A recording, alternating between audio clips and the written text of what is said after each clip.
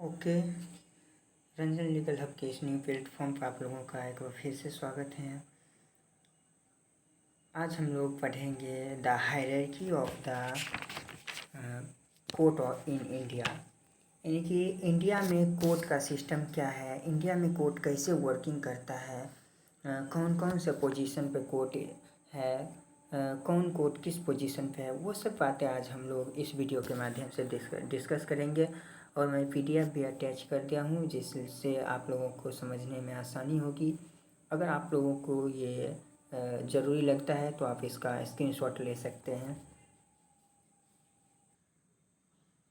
Okay, तो India का जो कोर्ट सिस्टम है ये 3 टर्म में वर्क करता है। जो सबसे लोएस्ट पोजीशन पे है, जिसमें सभी केस मैक्सिमम केस जिसमें जाते हैं, वो जो सबसे लोअर पोजीशन पे होता है वो होता है डिस्ट्रिक्ट कोर्ट्स या लोअर कोर्ट्स। इसी को सबऑर्डिनेट कोर्ट्स भी कहा जाता है। हिंदी में इसको हम कहेंगे व्यवहार न्यायालय या निचला न्यायालय या सबऑर्डिनेट यानी कि अधीनस्थ न्यायालय इसको बोला जाता है। एंड इससे जब हम अपर जाते हैं, जब हमको यहाँ से फैसला हो गया, यहाँ से डिसीजन आ गया, यहाँ से कोर्ट का जजमेंट आ गया, उसके बाद हम अगर उस जजमेंट से सेटिस्फाइड नहीं है then we forward about high court. इसके बाद हम हाई कोर्ट में जाते हैं और हाई कोर्ट के जजमेंट प्रोनाउंस होने के बाद भी if I will not satisfy with the judgement of high court then I approach to the supreme court. This is the approach of the court system in India. And now I move. The first point is that the district court is considered as subordinate courts. They works under the high court of respective states. इसका मतलब है कि district court जो है इसको subordinate court बोला जाता है, यानी कि अधीनस्थ न्यायालय बोला जाता है। ये जो भी स्टेट है, जिस स्टेट का डिस्ट्रिक्ट है उस स्टेट में एक हाई कोर्ट है। हर एक स्टेट में एक हाई कोर्ट है और उस स्टेट के हाई कोर्ट के अंदर ये जो है सबऑर्डिनेट कोर्ट वो फंक्शन करेगा। एंड द नेक्स्ट पॉइंट,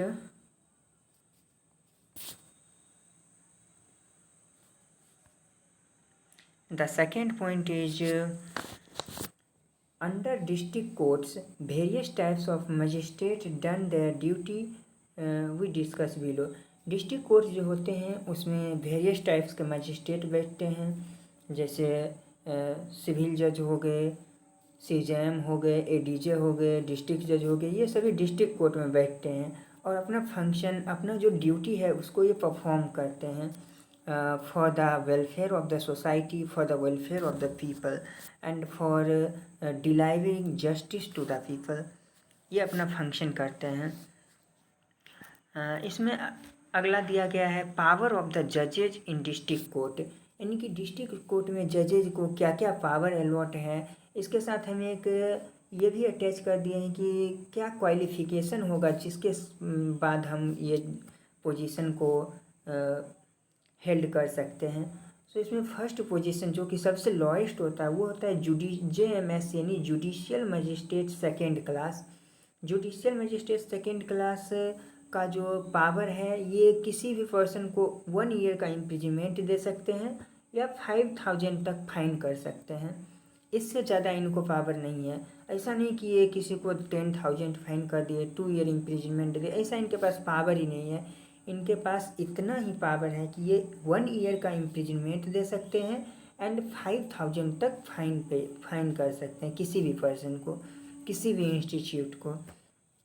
और हम ये पोजीशन हेल्ड कैसे कर सकते हैं, तो आफ्टर कंप्लीटेड LLB यानी कि जब ग्रेजुएशन, लॉ में ग्रेजुएशन कर लेंगे उसके बाद एक सिविल जज का फॉर्म आता है, कंपटीशन फेस किया जाता है। उसमें 3 टाइप्स के एग्ज़ाम होते हैं, प्री मेंस इंटरव्यू ये सब होते हैं। ये सब एक अदर टाइप हो गया। सो यानी कि LLB कंप्लीट करने के बाद हम directly judicial magistrate second class बन सकते हैं। इसके बाद आता है सेकेंड पोजीशन पे, इससे जो थोड़ा हाईयर पोजीशन पे है वो judicial magistrate first class. Judicial magistrate first class का पावर क्या होता है, तो इनके पास जो है 3 ईयर्स का इम्प्रिजनमेंट दे सकते हैं और 10,000 तक फाइन कर सकते हैं। और इस पोजीशन को हेल्ड करने के लिए जो भी जुडिशियल मजिस्ट्रेट सेकेंड क्लास होते हैं वो इस पोजीशन को हेल्ड कर सकते हैं by the promotion. Now I move to the next hierarchical power. So the third hierarchical power of this district courts is CJM, that is chief judicial magistrate. Chief judicial magistrate के अंदर दोनों काम करते हैं, judicial magistrate first class and judicial magistrate second class. तो chief judicial magistrate का जो power है ये किसी भी पर्सन को, किसी भी इंस्टीट्यूट को 7 ईयर्स तक का इम्प्रिजनमेंट दे सकते हैं और फाइन ये एनी अमाउंट, यानी कि जब ये केस को हेयर करेंगे और इनको जो अमाउंट लगता है कि ये अमाउंट फाइन करना चाहिए तो वो अमाउंट पे फाइन कर सकते हैं। कोई इन पर बार नहीं है, किसी प्रकार का इस पर कोई रिस्ट्रिक्शंस नहीं है कि आप 10,000 ही कीजिए, 20,000 ही कीजिए, ऐसा कुछ बात नहीं है। अगर इनको लग रहा है कि 1 लाख किया जाए फाइन तो 1 लाख भी फाइन कर सकते हैं। इसको जो ठीक लगे वो अपने अनुसार ये फाइन कर सकते हैं। इम्प्रिजनमेंट ये ओनली 7 ईयर्स तक का दे सकते हैं।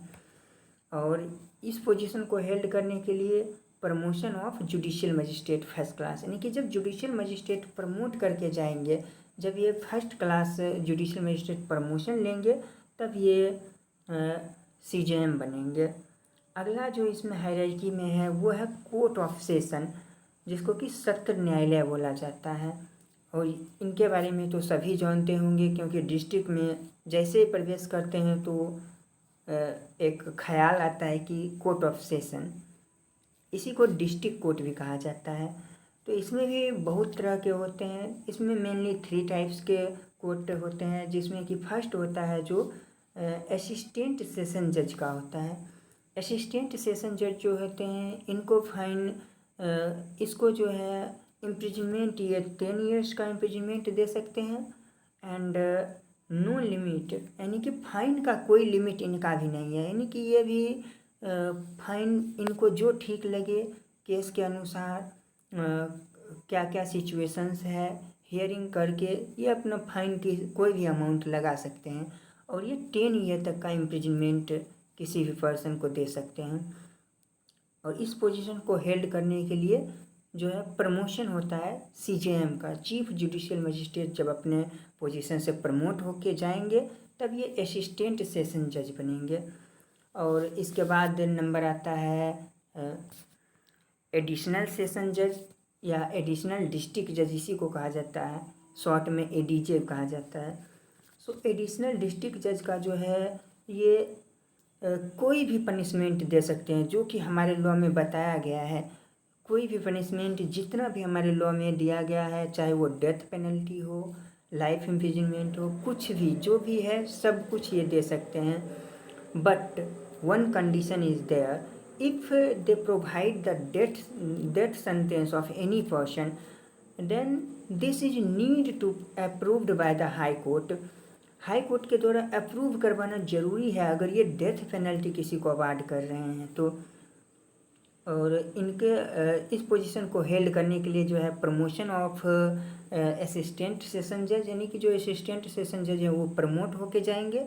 या इनके लिए एक और रास्ता है कि जब 7 ईयर तक प्रैक्टिस कोई भी कर लेता है तो उसके बाद हायर जुडिशियल सर्विस का एग्जामिनेशन होता है, उसके बाद ये इस पोजीशन को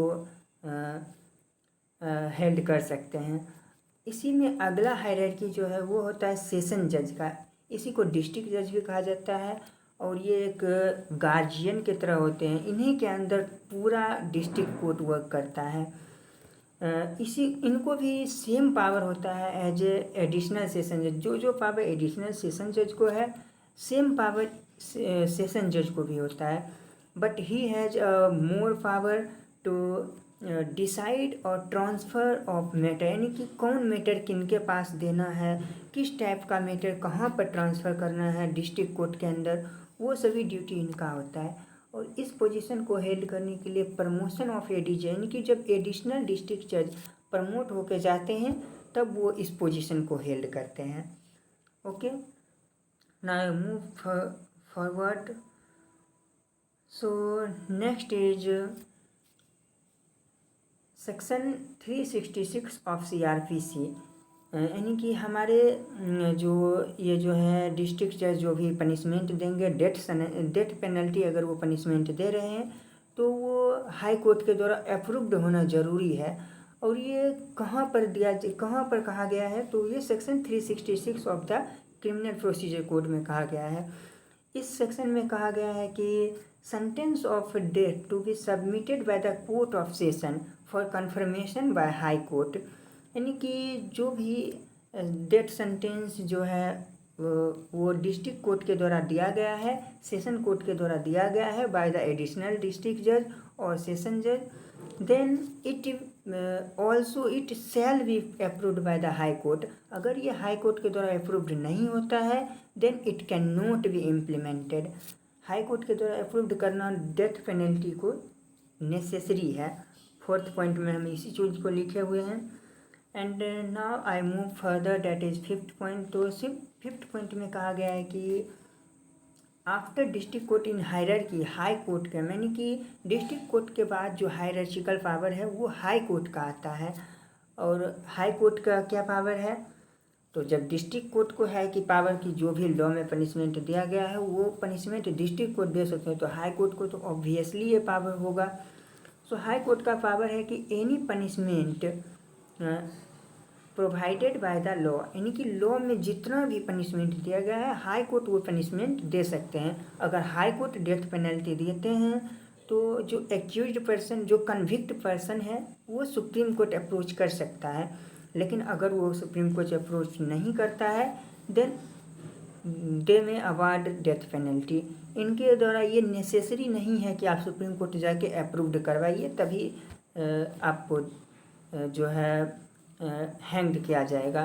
before approval of supreme court, अगर हाई कोर्ट आपको डेथ पेनल्टी अवार्ड कर देता है then we will also liable to the hanged if you don't approach to the appeal in supreme court. और हाई कोर्ट में जज बनने के लिए क्या है कैपेबिलिटी, क्या एलिजिबिलिटी है।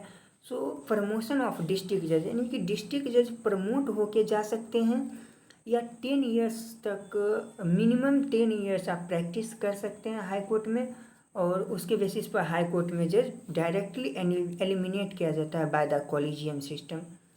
कॉलेजियम सिस्टम पर हम किसी और वीडियो में बात करेंगे। Now in next hierarchical power, that is the supreme power, that supreme court. This is the top most court of our country and ये कंसिडर किया जाता है कि अगर इसके द्वारा कोई पनिशमेंट दे दिया गया तो इसको कोई भी कोर्ट नल एंड वॉइड नहीं डिक्लेयर कर सकता है। ये भी इसके भी पास पावर है कि कोई भी any punishment provided by the law, ये ऑल्सो दे सकता है एनी पनिशमेंट जो कि लॉ के द्वारा प्रोवाइडेड है। और इसमें जज बनने के लिए वही है जो कि हाई कोर्ट के लिए भी है। फर्स्ट कंडीशन ये है कि हाई कोर्ट का जज जो है वो प्रमोट होकर सुप्रीम कोर्ट का जज बन सकते हैं। And the other is 10 year, minimum 10 year practice in the high court और supreme court. Here one mistake from by me, I written only supreme court, this is not necessary. High court और supreme court दोनों में किसी court में minimum 10 years तक practice करना है। और अगर आप अच्छे तरह से प्रैक्टिस कर रहे हैं, अच्छे तरह से आपका मेरिट अच्छा है, तो आप डायरेक्टली सुप्रीम कोर्ट में एज ए जज अपॉइंट हो सकते हैं। Okay, so basically this is hierarchical power of our court, our Indian court. अगर आप लोगों को ये PDF चाहिए तो एक बार मैं सीधा करके ऐसे रखता हूँ, PDF आप ले सकते हैं। इन सब को मैं डिलीट कर रहा हूँ, आप स्क्रीनशॉट ले सकते हैं। सेकेंड पेज का स्क्रीनशॉट ले लीजिए। Now I move to first, इसमें भी सभी को डिलीट करके आप स्क्रीनशॉट ले लीजिएगा। ओके, आप स्क्रीनशॉट ले लीजिए, first page and then second page. Okay, that's it. अगर आपको ये वीडियो अच्छा लगा हो, like share and subscribe the channel. Okay, thank you.